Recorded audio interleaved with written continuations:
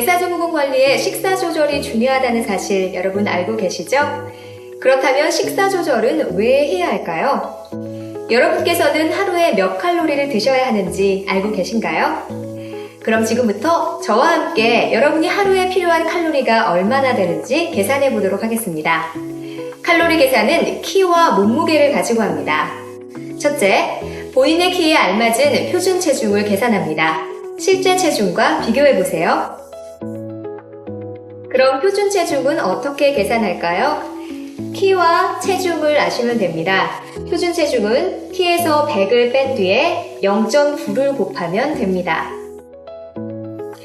이 표는 표준 체중이 계산되어 있는 표인데요. 이 표는 남성 기준이고 여성은 남성 기준에서 5kg을 빼시면 됩니다. 둘째, 표준 체중을 중심으로 하루 필요한 권장 열량을 계산합니다. 이 표는 활동별 열량을 나타낸 표인데요. 보통의 활동 때는 30에서 35칼로리가 필요합니다. 그렇다면 하루 필요 열량은 어떻게 계산할까요? 표준 체중에 활동량을 곱하면 됩니다. 예를 들어서 설명해 드릴게요. 김철수님은 남성으로 키 178cm고 체중은 84kg입니다. 김철수님의 하루 권장 열량을 알아볼까요? 먼저 표준 체중을 계산합니다. 178에서 100을 뺀 뒤에 0.9를 곱하면 70.2kg이 나옵니다. 표준 체중에 필요 열량을 곱합니다. 70.2 곱하기 보통의 활동에 필요한 열량 35를 곱하면 2457칼로리가 나옵니다. 이것은 보통 성인 남성 하루 권장 열량 2500칼로리와 비슷합니다. 김철수님은 몸무게가 84kg인데 표준 체중 70.2kg보다 14kg이 더 나가니까 비만인 거죠. 김철수님은 보통 비만이니까 하루에 500칼로리 섭취를 줄이셔야 합니다. 따라서 2457칼로리 빼기 500칼로리는 1957칼로리가 됩니다. 하루에 500칼로리를 줄이면 4주 후에는 2에서 3kg이 빠지게 되고 주 단위로 바꿔보면 한 주에 0.5에서 1kg이 빠지게 되겠죠? 너무 한꺼번에 체중을 줄이면 요요 현상이 생기게 되니까요. 인내심을 가지고 서서히 체중을 감량해야 하겠습니다. 하루 500칼로리를 줄이면서 서서히 체중을 감량하면 우리 몸속 혈관에 붙어있는 지방, 또 내장에 붙어있는 지방부터 깨끗해지기 시작합니다. 셋째, 필요한 열량에 따라 곡류, 육류, 채소, 지방, 우유, 과일을 얼마나 섭취할지 결정합니다. 계산을 쉽게 하기 위해서 각 식품군별 교환 단위수를 정합니다. 따라서 김철수님이 섭취할 하루 1900칼로리 식사를 어떻게 계산하는지 지금부터 한번 배워보겠습니다. 여기서 사용되는 것이 식품교환표입니다. 식품교환표란 같은 식품군 내에서 바꾸어 먹을 수 있는 식품들을 정리해 놓은 표인데요. 인체에서 같은 역할을 하는 식품들을 총 6개의 군, 즉 곡류군, 어육류군, 채소군, 지방군, 우유군, 과일군으로 분류해 놓은 겁니다. 식사를 할 때 골고루 먹어야 된다는 사실 여러분 잘 알고 계시죠? 좀 어렵게 얘기해서 6가지 식품군을 골고루 잘 드셔야 체력이 유지되고 영양균형을 유지할 수 있습니다. 그럼 지금부터 6가지 식품군에 대해 알아볼까요? 6가지 식품군은 곡류군, 어육류군, 채소군, 지방군, 우유군, 그리고 과일군이 있습니다. 김철수님이 1900칼로리를 드시잖아요. 그러면 하루에 곡류군은 9단위를 드실 수 있습니다. 알기 쉽게 풀어서 설명을 해드릴게요. 곡류군에 속하는 밥은 3분의 1공기가 1단위입니다. 그러면 밥 한 공기는 몇 단위가 될까요? 그렇죠. 3단위가 되겠죠. 그렇다면 곡류군은 하루에 9단위를 드시게 되니까 각 끼니 때마다 밥 한 공기를 드시면 9단위 모두 섭취한 겁니다. 이 이상 섭취하면 당이 올라가고 당은 지방으로 전환돼서 복부지방과 내장지방 등으로 바로 축적됩니다. 지방이 몸에 축적되는 것을 예방하기 위해서는 식사는 하루에 3번으로 나눠서 일정한 양으로 규칙적으로 드시는 게 좋고요. 특별히 아침을 거르지 않는 게 매우 중요한데요. 한 끼를 굶으면 몸은 이것을 보상하기 위해서 다음 식사 시에 더 많은 열량을 지방으로 비축해두려는 현상이 일어납니다. 그럼 어떻게 공유군을 3끼로 나누는지 지금부터 살펴볼까요? 식사 때 밥은 아침과 저녁은 3분의 2공기만 드시고요. 점심에는 1공기를 모두 드시도록 하세요. 그러면 하루 3끼에 7단위를 드시게 됩니다. 그리고 남은 2단위는 점심과 저녁 시간 사이에 간식을 드시면 됩니다. 그럼 이런 분들은 어떨까요? 저는 밥보다 국수나 빵을 더 좋아하는데요. 먹으면 안 되나요? 라고 질문하시는 분들 계실 텐데요. 당연히 드실 수 있습니다. 밥을 드시지 않고 식빵을 드실 때는 이 한쪽이 1단위예요. 그러면 아침에 3분의 2쪽은 드실 수가 있습니다.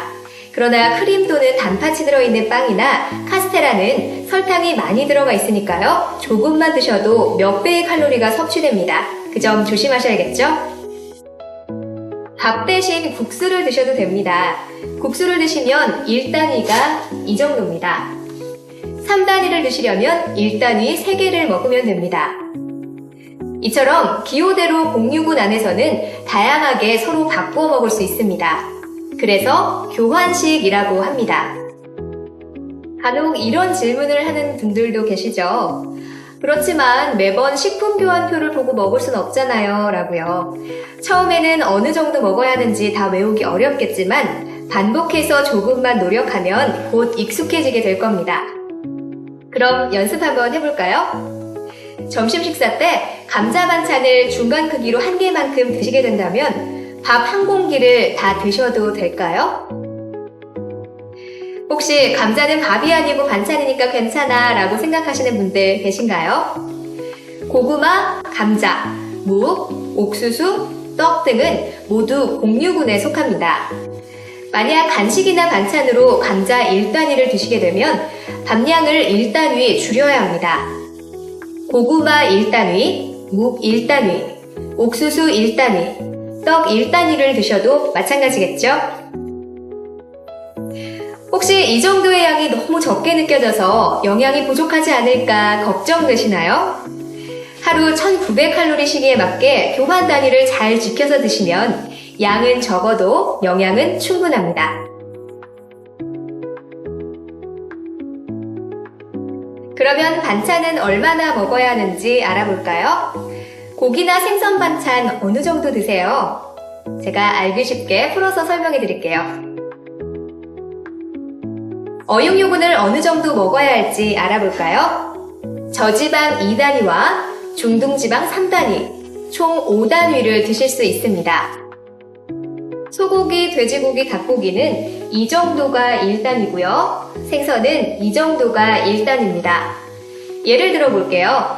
아침에 닭고기 1단위를 드시면 점심에는 삼치구이 2단위, 즉 이 정도가 1단위니까요. 이것의 2배를 드실 수 있습니다. 저녁에는 돼지고기 2단위, 이 정도가 1단위니까요. 그거의 2배만큼 드시면 됩니다. 그러면 하루에 드실 수 있는 총 5단위 섭취를 할 수 있습니다. 5단위의 양만 지키신다면 얼마든지 어육요분 내에서는 기호대로 교환해서 먹을 수 있습니다. 여러분은 식사하실 때 고기에 붙은 기름을 떼고 드시나요? 기름진 음식이 음식을 더 감칠맛 나게 하고 식욕을 돋우지만 이제부터는 건강을 위해서 닭고기는 껍질을 벗겨서 드시고 돼지고기와 소고기는 기름을 제거하고 드셔야 합니다. 혹시 김치찌개에 돼지고기를 넣을 때 기름이 있는 그대로 넣어서 끓이거나 고기를 구워 드실 때도 기름층을 제거하지 않고 그대로 드셨다면 앞으로는 김치찌개에는 멸치다시 국물을 우려내서 드시고요. 고기의 기름기도 꼭 제거하고 드시기 바랍니다.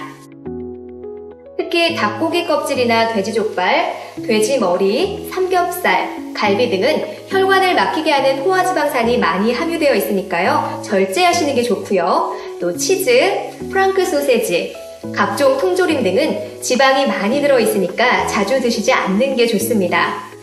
만약 내장 지방 덩어리가 장기에 들러붙게 되면 장기는 기능이 떨어지거나 잃게 됩니다. 그러므로 앞에서 말씀드린 대로 지방 섭취를 줄이시면 내장은 가벼워지고 기능은 잘 하게 됩니다. 특히 고지혈증을 가지고 있는 분은 가능한 생선을 드시도록 하고요. 굽거나 조림을 해서 드시도록 하세요. 외식할 때도 기름에 튀긴 음식보다는 가능하면 굽거나 조림을 한 음식으로 드시면 되겠습니다. 간혹 적게만 먹으면 식사요법을 잘 지키는 것으로 생각하고 어육류분을 드시지 않는 분들이 계신데요. 그렇게 되면 영양의 불균형으로 빈혈이나 다른 문제가 생길 수 있습니다. 그러므로 매일 6분의 식품을 골고루 섭취하는 게 매우 중요하겠죠? 다음은 채소군입니다. 여러분 채소는 어느 정도 드시고 계세요? 영양의 균형을 위해서는 채소도 꼭 드셔야 합니다. 싱싱한 채소를 반드시 드셔야 모든 영양소가 골고루 섭취됩니다. 채소는 7단위를 먹을 수 있습니다. 이 채소들은 각각 1단위이므로 이것의 7배만한 양을 드실 수 있습니다. 특히 채소의 섬유소는 혈당을 천천히 올리고 포만감을 주고 칼로리가 적기 때문에 배가 고플 때 다른 음식보다 채소로 드시고 싶은 만큼 얼마든지 더 드실 수 있습니다. 지방군은 4단위를 먹을 수 있습니다. 지방 1단위가 이 정도입니다. 나물 반찬에 참기름이 들어가고 샐러드에도 오일이 포함되어 있는데요. 기름은 적은 양에 비해서 칼로리가 높은 편입니다. 그러므로 양념으로 쓰는 정도 말고는 따로 드시지 않아도 되겠죠. 땅콩, 잣, 호두, 아몬드 등과 같은 견과류도 지방군에 속합니다. 그러므로 하루에 너무 많이 드시지 않도록 하시고요. 또한 버터나 베이컨은 포화지방산이 많아서 혈관 속 등에 축적되니까 드시지 않는 것이 좋습니다. 다음은 우유군입니다. 여러분 평소에 우유는 드시고 계신가요? 우유가 소화가 안 돼서 못 드시는 분들도 우유 대신 두유로 드셔도 되니까 꼭 드시면 좋겠습니다. 우유나 두유는 2단위를 드시게 되어 있는데요. 200cc 한 팩이 1단위입니다. 이때 우유는 흰 우유를 드시고요. 두유는 무과당 두유를 드시는 게 좋겠죠? 여러분 과일은 어느 정도 드시고 계신가요? 평소 과일을 좋아하지 않더라도 비타민 섭취를 위해서 과일군은 꼭 드시도록 하세요. 하지만 과일에는 당분이 많으니까 하루에 2단위만 드시도록 조절하셔야 합니다. 여기 많은 과일들이 있습니다. 감 1단위, 참외 1단위, 귤 1단위, 수박 1단위, 토마토 1단위, 딸기 1단위인데요. 1단위가 이 정도입니다. 2단위를 드시려면 과일 이것과 저것을 같이 드시면 2단위가 됩니다. 지금까지 6가지 식품을 어느 정도 먹어야 식사요법을 잘 하는 건지 가르쳐 드렸습니다. 다시 한번 1900칼로리의 예를 들어볼까요? 공유분은 몇 단위를 먹어야 할까요? 네, 1900칼로리에 9단위가 맞습니다. 그럼 어육류분은 몇 단위일까요? 네, 5단위가 맞습니다. 아주 잘 기억하고 계신데요. 그럼 이번에는 채소분은 몇 단위를 먹어야 할까요? 네, 1900칼로리에 7단위가 맞습니다. 그렇다면 과일분은 몇 단위를 먹어야 할까요? 그렇죠. 2단위입니다. 여러분 잘 기억하고 계시네요. 그러면 교환 시기는 무엇이라고 했는지 혹시 기억하고 계세요? 교환 시기란 공유군은 공유군끼리, 어육류군은 어육류군끼리 바꾸어 먹는 것을 말합니다. 고등어 2단위를 밥 2단위로 바꾸어 먹어도 괜찮을까요? 여기서 공유군 안에서는 밥이나 빵이나 국수, 또 고구마로 바꿔 드실 수 있고요. 어육류군 내에서만 돼지고기, 닭고기, 소고기, 생선을 바꿔 드실 수 있습니다. 이 공유군과 어육류군을 서로 바꿀 수 없다는 점을 꼭 기억하세요.